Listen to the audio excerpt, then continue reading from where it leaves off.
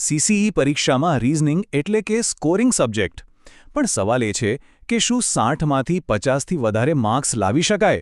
તો જવાબ છે હા, બિલકુલ લાવી શકાય. અને આજે આપણે એના માટેની જ એકદમ કમ્પ્લીટ અને સ્માર્ટ સ્ટ્રેટેજી વિશે વાત કરવાના છીએ. તો ચાલો સીધા જ મુદ્દા પર આવીએ. જુઓ, લગભગ દરેક ઉમેદવારના મનમાં આ એક સવાલ તો હોય જ છે કે શું આટલો મોટો સ્કોર કરવો એ ખાલી ટોપર્સનું જ કામ છે? અને આ સવાલનો જે જવાબ છે ને, એ જ આપણી આખી તૈયારીની દિશા નક્કી કરશે. અને જવાબ એકદમ સીધો અને સ્પષ્ટ છે. હા, આ બિલકુલ શક્ય છે. પણ એનું રહસ્ય દિવસ-રાત ઘોખવામાં નથી, પણ સ્માર્ટ રીતે મહેનત કરવામાં છે. તો ચાલો સમજીએ કે આ સ્માર્ટ વર્ક આખરે છે શું. તો આપણી આખી સ્ટ્રેટેજી 4 મુખ્ય પાયા પર ઊભી છે. પહેલા, આપણે એક રિયલ ટાર્ગેટ સેટ કરીશું. પછી દરેક વિષયને કેવી રીતે હેન્ડલ કરવો એ જોઈશું.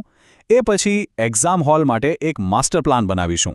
અને છેલ્લે, સફળતા માટે કઈ આદતો જરૂરી છે એ જાણીશું.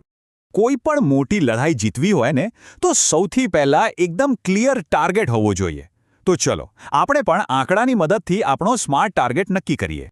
સૌથી પહેલી અને સૌથી જરૂરી વાત, મગજમાંથી એ કાઢી જ નાખો કે 60માંથી 60 પ્રશ્નો એટેમ્પ્ટ કરવાના છે. ના, બિલકુલ નહીં. આપણો સ્માર્ટ ટાર્ગેટ છે માત્ર 55 પ્રશ્નોનો. કેમ? કારણ કે એ બાકીના 5 પ્રશ્નો આપણને અઘરા સવાલોમાં ફસાઈને આપણો કિંમતી સમય બગાડતા બચાવશે. હવે જે 55 પ્રશ્નો આપણે એટેમ્પ્ટ કરવાના છે, એમાંથી આપણું લક્ષ્ય શું? કે ઓછામાં ઓછા 50 તો સાચા પડવા જ જોઈએ. આનો સીધો મતલબ એ છે કે આપણું ફોકસ ક્વોન્ટિટી પર નહીં, પણ ક્વોલિટી પર હોવું જોઈએ. અને આ 50+ સાચા જવાબ સુધી પહોંચવાનો જે જાદુઈ મંત્ર છે ને, એ છે 90%ની એક્યુરસી. એટલે કે આપણે જે પણ જવાબ ટીક કરીએ એ પૂરા કોન્ફિડન્સથી કરીએ. કોઈ અંધારામાં તીર મારવાના નથી. આ ચાર્ટ જો, આખું ગણિત એકદમ સિમ્પલ થઈ જશે. કુલ 55 પ્રયાસો કરીશું, જેમાંથી 50થી વધુ સાચા કરવાનો ટાર્ગેટ રાખીશું. એનો મતલબ શું થયો? કે આપણી પાસે 5 પ્રશ્નોની ભૂલ કરવાનું એક સેફ્ટી માર્જિન છે. આનાથી વધારે પરફેક્ટ અને પ્રેક્ટિકલ પ્લાન બીજો કોઈ હોઈ જ ના શકે. ચાલો, ટાર્ગેટ તો સેટ થઈ ગયો. હવે વારો છે સિલેબસનો. પણ આપણે એના પર સીધો હુમલો નથી કરવાનો. આપણે તો ભાગ પાડો અને રાજ કરોની નીતિ અપનાવીશું. તો અહીં જુઓ, આપણે આખા સિલેબસને 3 કેટેગરીમાં વહેંચી દીધો છે. પહેલી કેટેગરી છે સરળ ટોપિક્સની, જેમ કે કોડિંગ ડીકોડિંગ, જેમાંથી આપણને 25-30 માર્ક્સ રોકડા મળી શકે છે. બીજી કેટેગરી છે મધ્યમ ટોપિક્સની, જે બીજા 15-20 માર્ક્સ અપાવી શકે છે. અને છેલ્લે આવે છે મુશ્કેલ ટોપિક્સ, જેને આપણે સૌથી છેલ્લે જ હાથ લગાવીશું. અને એ પણ બહુ સમજી વિચારીને. જુઓ, તૈયારી ભલે ગમે એટલી જોરદાર હોય, પણ પરીક્ષાના એ 2 કલાક, બસ એ જ આખી ગેમ છે. જો એમાં પરફોર્મ ના થયું તો બધી મહેનત પાણીમાં. અને સાચું કહું તો મોટાભાગના લોકો અહીં જ ભૂલ કરી બેસે છે. તો ચાલો આના માટે એકદમ ફૂલપ્રૂફ માસ્ટર પ્લાન જોઈએ. ઓકે, તો આ છે આપણી 3 રાઉન્ડ ટેકનિક. બરાબર ધ્યાનથી સમજજો. રાઉન્ડ 1 એટલે કે આપણો ફાસ્ટ રાઉન્ડ. આખા પેપરમાંથી ફરી વળવાનું અને ફક્ત સૌથી સહેલા 25-30 પ્રશ્નો શોધીને પતાવી દેવાના. પછી આવશે રાઉન્ડ 2. આમાં આપણે મધ્યમ લેવલના 20 જેટલા પ્રશ્નોને ટાર્ગેટ કરીશું. અને છેલ્લે રાઉન્ડ 3. આમાં ક્યારે જવાનું? જો અને તો જ, જો સમય બચે તો જ અઘરા પ્રશ્નો પર જવાનું. અને એક વાત મગજમાં ફિટ કરી લો, તુક્કા તો મારવાના જ નથી.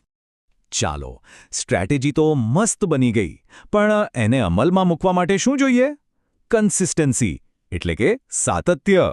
તો ચાલો હવે એવી કેટલીક આદતોની વાત કરીએ જે સફળતાને એક રોજની આદત બનાવી દે. આને કોઈ ભારેખમ ટાઈમટેબલ ના સમજતા. આ તો સફળતાનો એક સિમ્પલ ફોર્મ્યુલા છે. રોજ શું કરવાનું?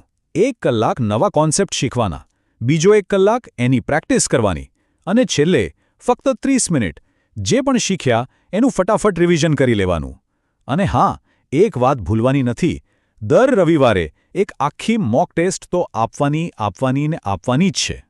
હવે એક એવી જબરદસ્ત ટેકનિકની વાત કરીએ જે વાંચેલું બધું જ મગજમાં એકદમ ફિટ કરી દેશે. આને કહેવાય છે 3 ડેનો નિયમ. બહુ સિમ્પલ છે. પહેલા દિવસે કોઈ નવો ટોપિક શીખો, બીજા દિવસે એની પ્રેક્ટિસ કરો, અને ત્રીજા દિવસે એની એક નાનકડી ટેસ્ટ લઈ લો. બસ સમજી લો કે એ ટોપિક હંમેશા માટે તમારો થઈ ગયો. અને હા, જતાં જતાં આ 4 ગોલ્ડન ટિપ્સ, આને તો બસ ગાંઠ વાળી લેજો. પહેલું, જૂના પેપર્સ એટલે કે PYQs એને સૌથી વધુ મહત્વ આપો. બીજું, સ્પીડ અને એક્યુરેસી બંને વચ્ચે બેલેન્સ રાખતા શીખવું પડશે. ત્રીજું, રફ કામ એટલું જ ચોખ્ખું રાખો કે છેલ્લી ઘડીએ જાતે કન્ફ્યુઝ ન થવાય. અને ચોથું, જે ટોપિક નબળો છે એને છોડવાનો નથી, એને જ તો મજબૂત બનાવવાનો છે. તો એક વાત હંમેશા યાદ રાખજો, સફળતા ખાલી કલાકો સુધી વાંચવાથી નથી મળતી. એ તો સ્માર્ટ વર્કથી મળે છે, સાચી દિશામાં કરેલી મહેનતથી મળે છે. જો આખી સ્ટ્રેટેજીને પૂરી ઈમાનદારીથી ફોલો કરવામાં આવે ને, તો સીસીઈ રિઝનિંગમાં 50+ નો સ્કોર કોઈ સપનો નહીં પણ એક હકીકત બની શકે છે. ચોક્કસ બની